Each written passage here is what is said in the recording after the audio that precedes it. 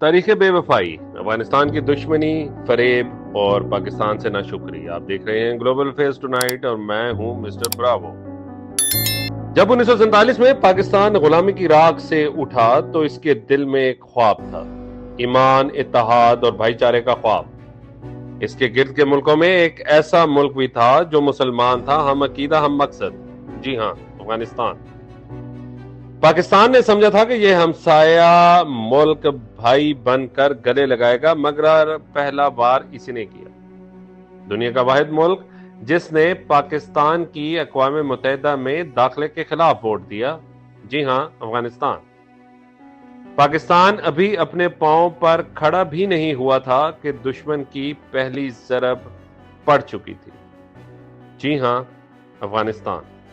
دسمبر 1947 کابل کی فضا میں دو جھنڈے لہرا رہے تھے، ایک افغانستان کا اور دوسرا فرضی ملک پختونستان۔ یہ اعلان تھا، ہم پاکستان کی سرزمین کو تسلیم نہیں کرتے۔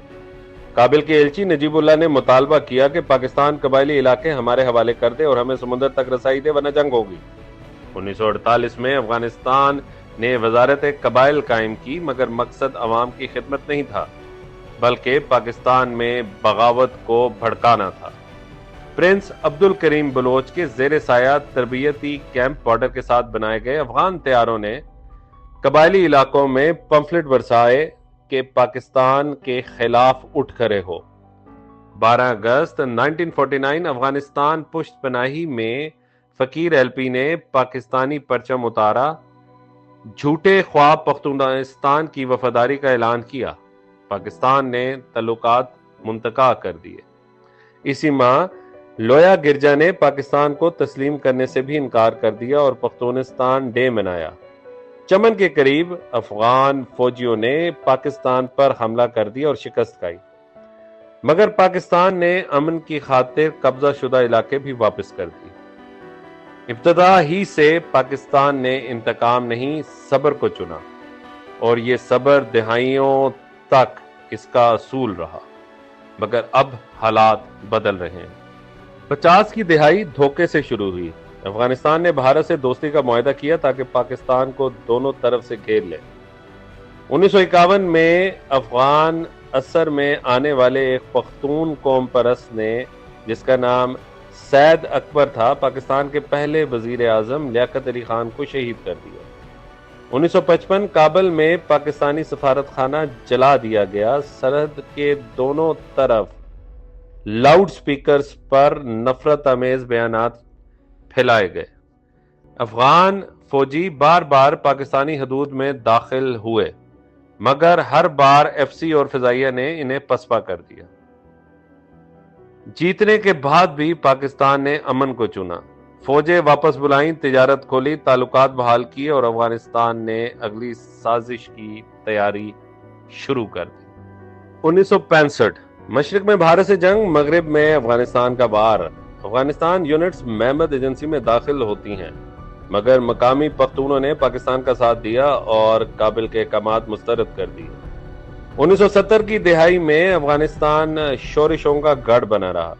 بلوچ اور پختون علیحدہ پسند قبائل نے کابل میں تربیت حاصل کی۔ سوویت خفیہ ادارے کے جی بی نے پیسے دیے۔ 1971 پاکستان کو توڑنے کی بھارتی سوویت مہم میں افغان سرزمین استعمال ہوئی۔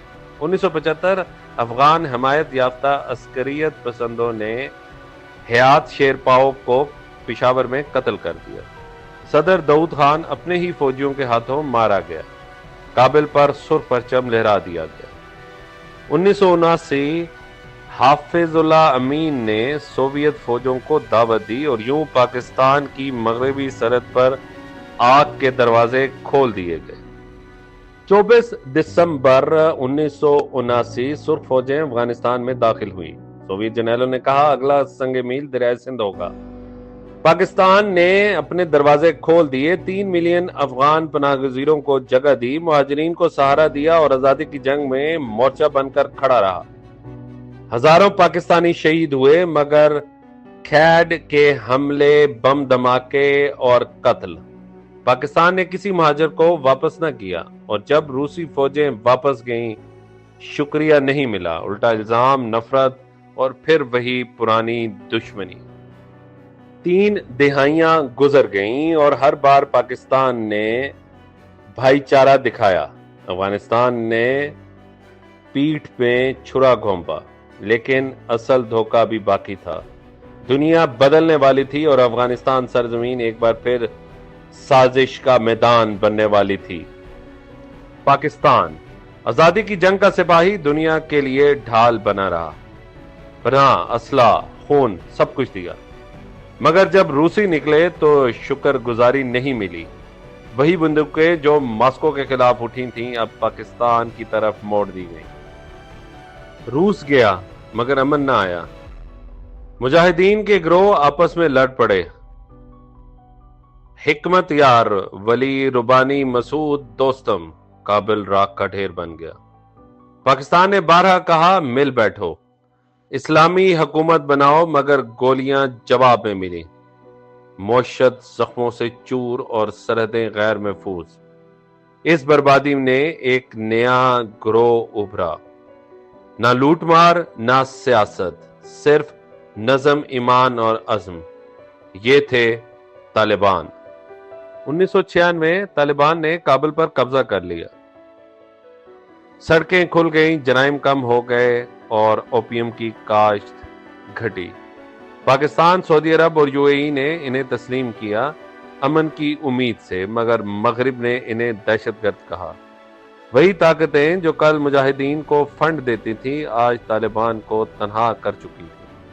جب اسامہ بن لادن نے پاکستان میں پناہ لی، واشنگٹن نے غصے میں کابل پر نہیں، اسلام آباد پر بھی اپنا غصہ اتارا۔ 9/11 11 ستمبر 2001 نیو یارک چل رہا تھا، دنیا ساکت تھی۔ امریکہ نے کہا تم ہمارے ساتھ ہو یا ہمارے خلاف۔ پاکستان نے امریکہ کا ساتھ دیا، مگر جنگ افغانستان میں لڑی گئی، قیمت پاکستان نے جھکائی۔ 80,000 جانیں گئیں، $150 ارب کا نقصان، پھر بھی پاکستان پر دوہرے کھیل کھیلنے کا الزام۔ اسی دوران افغانستان بھارت اور امریکہ کی حمایت سے جسے دہشت گرد گروہ TLP، BLA، ISIS-K کا گٹھ جوڑ بن گیا۔ بھارت نے قندھار سے جلال آباد تک 5 قونصل خانے کھولے، سب پاکستان کی سرحد کے قریب۔ یہ سفارت خانے نہیں تھے، جاسوسی کے اڈے تھے۔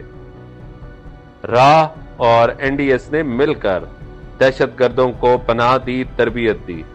افغانی زمین سے کوئٹہ، پشاور، گوادر اور کراچی تک خون کی ہولی کھیلی گئی۔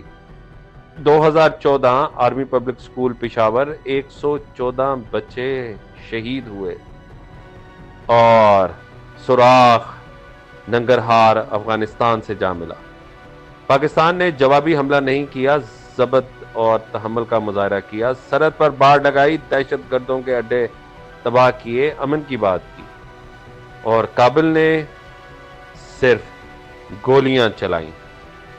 20 سال بعد جب امریکہ گیا تو الزام طالبان کی مدد کرنے کا پاکستان پہ لگا۔